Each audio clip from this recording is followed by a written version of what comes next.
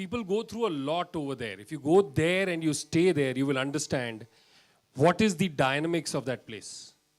And I have tried to portray the dynamics of that place to the people at large to understand what happens over there. For most of us living here in Bombay, we believe, why are we connected with Koilanchal? It's a story of that place, and it doesn't matter whether whatever is happening over there. But there's a very important thing you said. It's the fuel station of this nation. In the sense, what happens is, one of the most important things why coal is used for is thermal energy, which means electricity that comes to your house. And every time you pay higher for the electricity, every time, it's because of the whole dynamics that is happening over there. If that becomes straighter, I can promise you it'll become much better at your home, sitting here.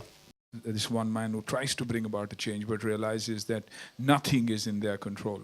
Whatever they try to do doesn't work, because the man out there who controls, Sarjuban Singh, and the people up in the center are hand in glove. So you can hold it to a certain extent, but eventually it and generally ends up with the transfer of the bureaucrat from that place. And that is why the Supreme Court, all other orders that have been passed now, is to make sure that when they go into a particular place, they are posted there for 3 years, and before that they cannot be transferred. But in spite of that, transfers like that keep happening, and this is the story of this one man also, who's constantly struggling there with his wife and child. It was a dream coming true. Yeah. Working with Anna, working with Vinod ji, and especially working with Ashu ji, who helped me a lot on this. And Anna and Vinod ji, they made me very comfortable. They even got to the stage to show me how to do a scene. So I got a lot of help from them. Right. So this is the result. So what you see today is the result of their help.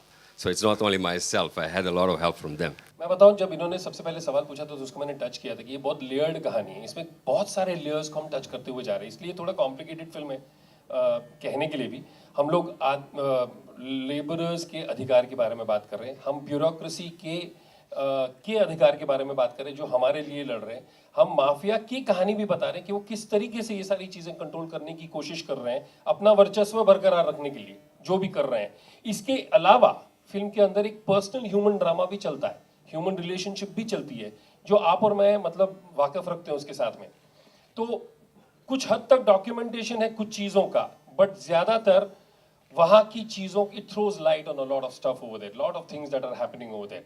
तो yes, आप जो बोल रहे हैं, जो 2-3 चीजें आपने कही हैं, वो दोनों तीनों हैं. मतलब जैसे मैंने अभी कहा कि लीगली और इलीगली वहां के लेबरर्स जिस किस्म से लड़ाई करते हैं अपने आप के लिए, तो लीगल तरीका तो ये हुआ कि यूनियन बना करके लड़ाई करो.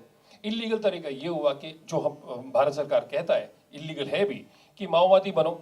माओवादी बनकर जिनको लगता है कि हमको आसानी से हमारी चीज़ें नहीं मिलती हैं, वो फिर गन उठा लेते हैं.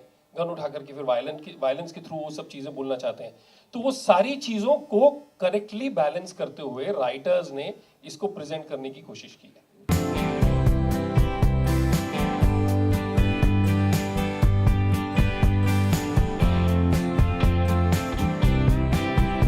अच्छे एक्टर्स, एक अच्छी स्क्रिप्ट, एक अच्छे डायरेक्टर और एक बहुत ही बढ़िया लोकेशन और कहानी कोल माफिया की. और अगर जैसे फिल्म में कहा जाता है कि अगर कोई माफिया है इस बिज़नेस में तो सरकारी है, भारत सरकारी होती है हमेशा. तो उसकी कहानी अभी देख के ऑडियंसेस को क्या लगता है. हमें पर्सनली तो करने में मज़ा आता है, क्योंकि एज एन एक्टर आपको अलग किरदार निभाने का मौका मिला. मैं एक ब्यूरोक्रेट का किरदार निभा रहा हूँ, एक कलेक्टर का किरदार निभा रहा हूँ, जो मैंने कभी किया नहीं. बॉडी लैंग्वेज को चेंज करना, अग्रेसिव न होना, दायरे में रह के काम करना, आई थिंक एक बहुत ही इंटरेस्टिंग किरदार मिला.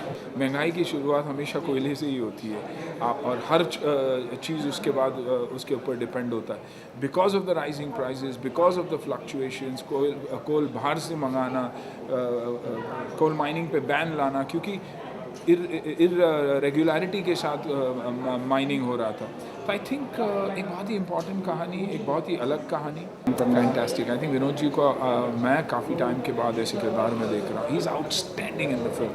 उसकी लुक, उनकी पर्सनालिटी, ऑफ कोर्स एक्टर तो अच्छे हैं ही, लेकिन जिस तरीके से आप उनका लुक देखिए फिल्म में, बहुत ही अलग। I think it's a completely new inning and a new Vinod ji जो आप स्क्रीन पर्दे पे देखेंगे।